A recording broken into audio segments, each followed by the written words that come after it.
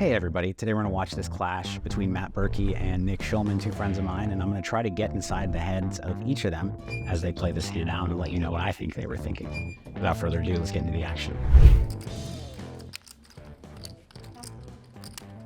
Family pot. Oh my God. Sounds fun. Hello. You got In the window, 8 by King 8-5 with two spades. How does. in Yeah, the yeah. world? Oh, a set of 8s for Schulman, top pair and the flush draw for Holy D'Ambrosio, moly. two pair for Berkey.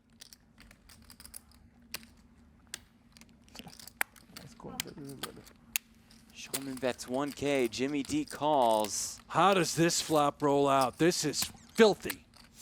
5 people see the King 8-5 flop with 4K in the pot. Checks around to Nick Schulman, who's flop middle set, and he bets quarter pot. This might look strange to you, but this is a theoretically optimal sizing in a spot like this. You are supposed to, in multi-way pots, bet very small sizings. If you're interested in learning more about that, let me know in the comments. But when I tend to ramble about theoretically sound stuff and get very into the weeds, you guys seem to click off the video. I'll just let you know that this is actually a good bet from Nick Schulman here. Jimmy D next to act with top pair, and the second nut flush draw is a very easy call. He could consider raising a hand like this, but I like just calling. I don't think raising accomplishes a whole lot. It wasn't a simple at all. I like it. Wow. Berkey makes it 6K. Music to Schulman's ears. Schulman, it's sort of a weird spot. Do you keep Jimmy in by just calling? You have to imagine someone has a relatively large draw here.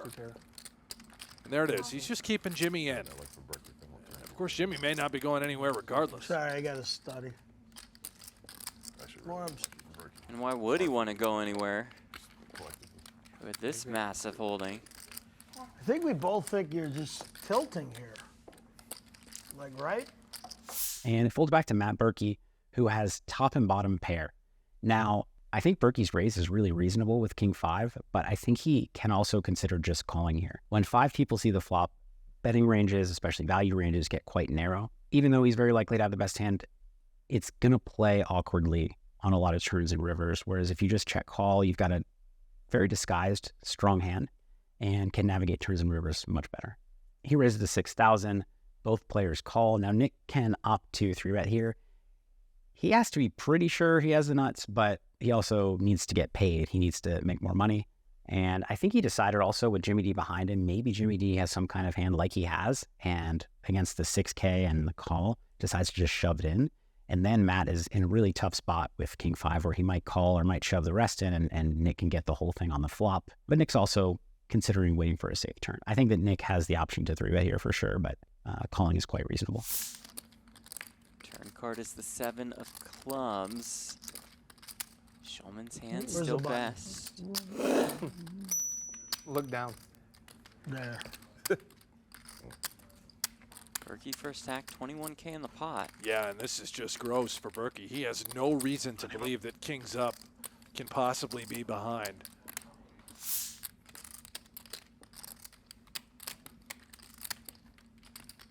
Got silent in the studio as Berkey fires $21,000. Not an account, not, sorry. Yep. His that. Think through, yeah. Oh! Sweetie!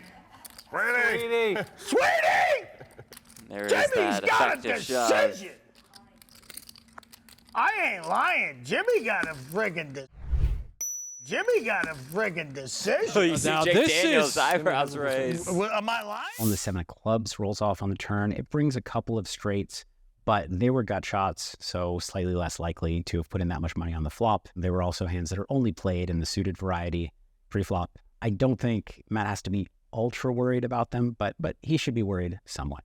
He's in a weird spot because Jimmy D only has 26K left and the pot is 21,000. It's very unlikely that if Matt checks, his opponents are going to bet hands that are worse than his. I think they're very likely to just take their equity. And so I think Matt probably has to bet here in order to make the most money on the hand. I like his bet. I would have sized to 13,000, which gives Jimmy D a chance to shove for 26, and that reopens the action so that I can then shove. It's a small nuance because, and not ultra important, because Jimmy D's not going to shove too often, I think, in this spot. He's going to just take his price and see a river in position. Anyway, he bets full pot, 21,000. And Shulman, I think, has a very easy shove here with eights. At this point, there are 2 flush draws out there. There are straight draws abound. You got Jimmy D behind you with not that much left, and who knows what he has. The pot is getting big enough. You'd like to protect your hand and get some value against a hand like King 5, King 8, or pocket 5s. So I like this shove from Nick. I think there's not really another option for him. It might seem tempting to call with Jimmy D's hand because he's getting great pot odds and he has a strong flush draw. But his king is basically never going to be good here. And he is getting a little worse than 3-1. And if he was getting 3-1, he would need 25% equity. As we can see here, he only has 19% equity. And sometimes he's going to be up against a nut flush draw, which has him in much worse shape. I ain't lying. Jimmy got a friggin' decision. So you see Now Jake this Daniels' is- eyebrows raised. Am I lying or am I you're not telling the lying. truth? This is a ton of information, by the way. Berkey's soaking all this Oh, in right great here. point. He Great knows point. Jimmy probably has guy- king This- with a flush draw. Folded. Jimmy? He knows that. Does the, He has, like, the jumping And that shot. might be enough to reveal Jimmy about loves what it. Nick has, right? Could it Jimmy be? thinks the lane's It's probably never like 7s and 8s. I don't know how. But could it be Jimmy's 7 been talking X about of the other day, spades? yeah. You know, You saw the hand, 6, right? 7 of spades I don't know how makes a I lot of fold. sense. A lot of I don't hand know here. how I'm not.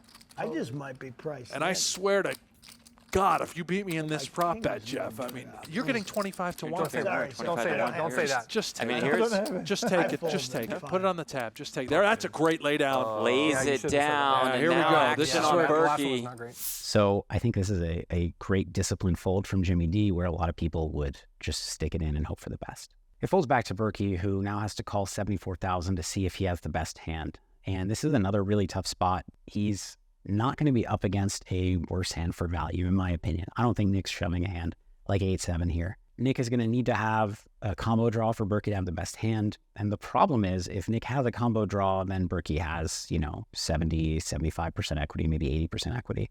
But if Berkey has the worst hand, he's going to have 0% to 6% equity, which is really unfortunate when you compare those two spots. He needs to have the best hand pretty often to make the call here. I think he's played more with Nick than I have.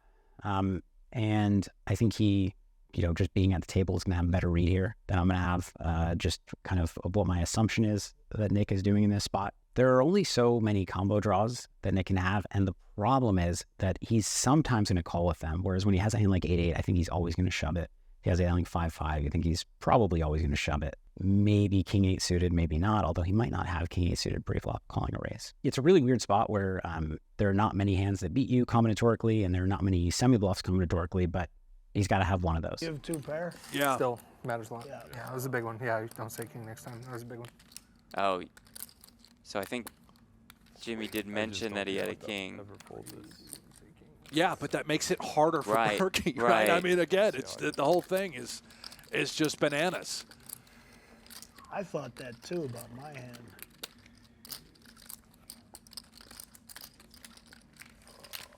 It's just so hard to You have call in 5-8. bluffs. But yeah, I don't think I can fold I think you have 5-8. twice. Does make the 5-8. call. Oh, I'm dead. And King here Yeah, if you had a king, we go.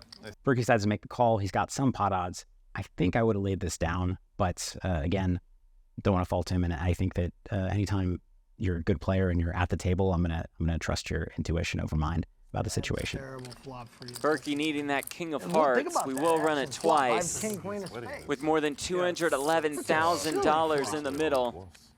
First run out, 6 of spades. Torture for Jimmy indeed. Bad fold. I folded the winner.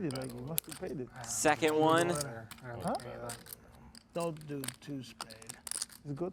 Just do a chop for these guys, I guess, right? Berkey does make the call, and they run it twice. Berkey does make a full house on the second run, but that's not going to help him against Nick's bigger full house, and Nick will take down this nice pot. I hope you enjoyed the video. I hope you learned a little something. Whether or not this was a great play, I don't really know, but the key thing that I want you to take away is that in multi-way pots, ranges get quite narrow. You have to be careful. And also, you always have the option of playing a hand more passively than you might think. And usually the types of hands that work really well being played passively are not the super nutted hands that sometimes will slow play, but I think you should usually not slow play. It's the hands that are probably best, but by the time a lot of money goes in and the True River changed the board, it's getting quite dicey. I will see you next time. Until then, take care and good luck.